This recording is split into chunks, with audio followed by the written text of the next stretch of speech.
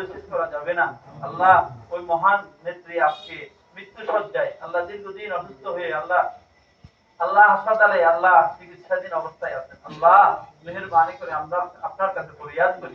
আল্লাহ আপনার রাসূল বলেছেন আল্লাহ আসর থেকে মাগরিবের পূর্ব মুহূর্ত দোয়া কবুলের সময় আল্লাহ ওই গুরুত্বপূর্ণ সময় আপনার দরবারে আমরা দুইখানা হাত উঠিয়েছি। মাবুদ মেহেরবানি করে আমাদের আজকের এই দোয়াতে অনেক মানুষ আছেন আল্লাহ যার হাতখানা আপনার পছন্দ ওই হাতের উসিলায় আল্লাহ আমাদের এই দোয়া মুনাজাতকে আল্লাহ আপনি কবুল করে দিন। আল্লাহ দেশনেত্রী বেগম খালেদা জিয়াকে আল্লাহ আপনি সুস্থতা দান করিয়ে দিন। আল্লাহ দেশনেত্রী বেগম খালেদা জিয়াকে আল্লাহ সুস্থতার নেয়ামত দান করিয়ে দিন। আল্লাহ সকল চিকিৎসা আল্লাহ আপনার রহমত ছাড়া আল্লাহ ফেল হয়ে যাবে।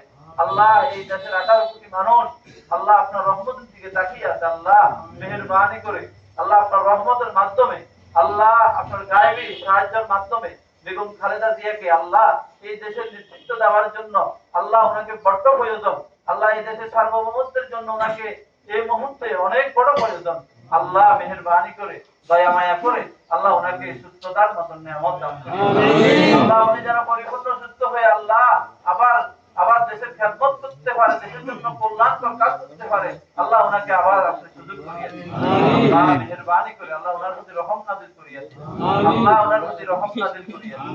আল্লাহ ওনার জন্য আজকে আল্লাহ গত কয়েকদিন দেশের সকল মানুষ আল্লাহ অন্তর থেকে দোয়া করতেছে। আল্লাহ প্রত্যেকটি দলের সকল মানুষ সাধারণ মানুষ থেকে শুরু করে আল্লাহ সকল মা বোনেরা দোয়া করতেছেন। আল্লাহ মেহেরবানি করে এরকম একজন মহান মানুষ এই দেশের জন্য আল্লাহ বড় নেয়ামত। আল্লাহ আপনি মেহেরবানি করে বেগম খালেদা জিয়াকে আল্লাহ পরিপূর্ণ সুস্থ হয়ে আল্লাহ দেশের খেদমত করার মতন আল্লাহ আবার আপনি সুযোগ করিয়ে দিন। আমিন। রহম নাযিল করিয়ে দিন।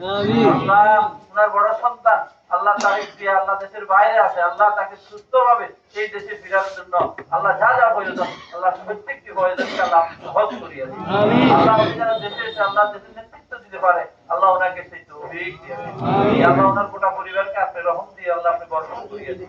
আল্লাহ ওনার বড় ছেলে আল্লাহ তাকে জান্নাতে